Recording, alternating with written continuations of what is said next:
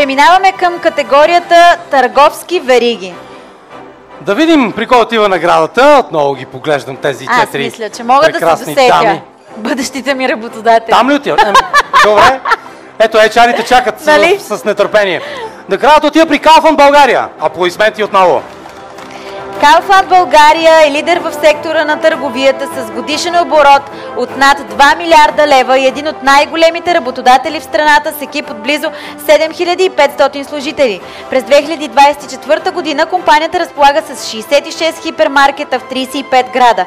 От старта си през 2006 година в България до днес Kaufland се стреми да стимулира националната и регионална икономика и инфраструктурата по места с обща инвестиция от 1,6 милиард лева. Компанията непрекъснато развива своята политика за устойчиво развитие и под мотото "Действията носят промяната" се ангажира с различни социални и екологични дейности, за които чухте по-рано тази вечер.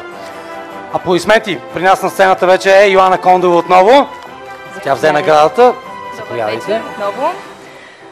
Видяхме как ансамбъл България горят в това, което правят, горят в танца.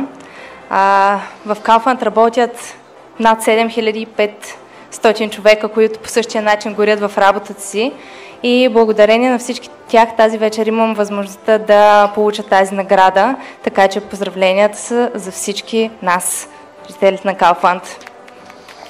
Поздравления! Поздравления, много награди тази вечер. Сигурна съм, че ви чакат още много успехи.